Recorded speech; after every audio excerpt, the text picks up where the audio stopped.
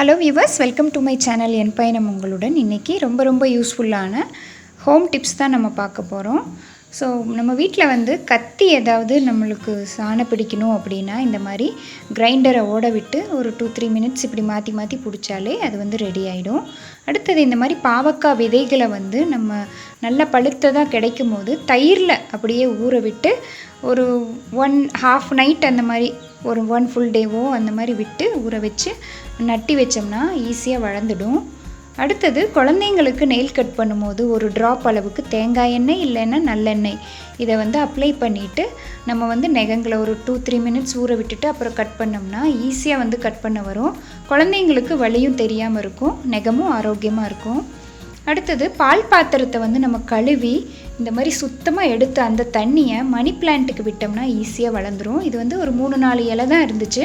இந்த மாதிரி பால் பாத்திரம் கழுவுன தண்ணி மட்டுமே நம்ம விடுறதுனால பார்த்திங்கன்னா அதுக்கு தேவையான அந்த நைட்ரஜன் சத்து கிடச்சி நல்லா வளரும். அடுத்து முட்டையை வேக வைக்கும் போது இந்த அகன்ற பகுதி இருக்கு இல்லையா, அந்த பகுதியில் ஒரு குண்டூசி வச்சு கீழே மெதுவாக ஒரு ஓட்டை போட்டு விட்டுட்டு அப்புறமா வேக வச்சோம்னா நம்ம உரிக்கும் போது ஈஸியாக வரும். ஏன்னா அந்த இடத்துல தான் பார்த்திங்கன்னா ஒரு ஏர் ஸ்பேஸ் இருக்கும். அதனால் அது நம்ம பதனமாக ஓட்டை போட்டோம்னா ஒழுகி வராது, தைரியமாக நம்ம போடலாம். ஏன்னா நிறைய பேருக்கு முட்டை வேக வச்சு அதை உரிக்கிறது தான் பெரிய ஒரு சேலஞ்சாக இருக்கும். ஸோ பாருங்களேன், இது 2 முட்டை வேக வைக்கிறேன். அது ரெண்டுமே நல்லா குக் ஆனதுக்கப்புறம் பார்த்திங்கன்னா உடையாமல் வந்துடுச்சு.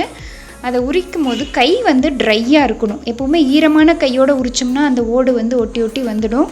அந்த ஷேப்பே மாறி போயிடும், நிறைய வேஸ்டேஜ் ஆகும். லைட்டாக இந்த மாதிரி தட்டி விட்டுட்டு கொஞ்சம் ஜென்டிலாக அந்த ஓட்டை இருக்கிற இடத்துலேருந்து அப்படியே நம்ம எடுத்து விட்டோம்னா ஈஸியாக உரிக்க வரும். ஸோ முட்டையை உரிக்கும் போது கை எப்போவுமே ட்ரையாக இருக்க மாதிரி பார்த்துக்கோங்க. அதே மாதிரி ஒரு ஓட்டை வச்சு நீங்கள் குக் பண்ணுங்கள். அடுத்து பூரியெல்லாம் பொரிக்கும் போது எண்ணெய் காஞ்சிருச்சா அப்படின்னு செக் பண்ணுறதுக்கு கொஞ்சமாக அரிசி இந்த மாதிரி எண்ணெயில் போட்டு அப்புறம் பூரி சுட்டோம்னா நல்லா அது புஃபியாக வரும். ஏன்னா மேக்ஸிமம் பூரி சுடும் போது ஃபஸ்ட்டு பூரி வேஸ்டேஜ் தான் ஆகும். ஸோ இந்த டிப்பும் உங்களுக்கு யூஸ்ஃபுல்லாக இருக்கும். அடுத்தது தேன் நம்ம எடுக்கும் போது ஸ்பூனில் பாதி ஒட்டிக்கும், இல்லைன்னா ரொம்ப நேரம் ஆகும் வர்றதுக்கு.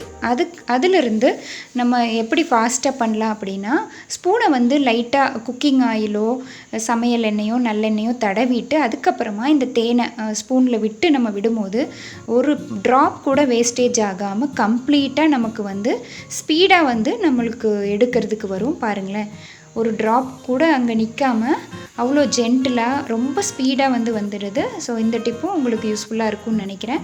இதே மாதிரி மருந்துகள் நம்ம எடுக்கும் போது கூட குழந்தைங்களுக்கு மருந்து கொடுக்கும் போதும் இதே டிப்பை நம்ம ஃபாலோ பண்ணலாம். பாருங்கள், பழைய ஸ்பூனையும் இதையும் நான் கம்பேர் பண்ணி காமிக்கிறேன். உங்களுக்கு பார்க்கும் போதே வித்தியாசம் தெரியும் எவ்வளோ வேஸ்டேஜ் ஆகிருக்கு அப்படிங்கிறது.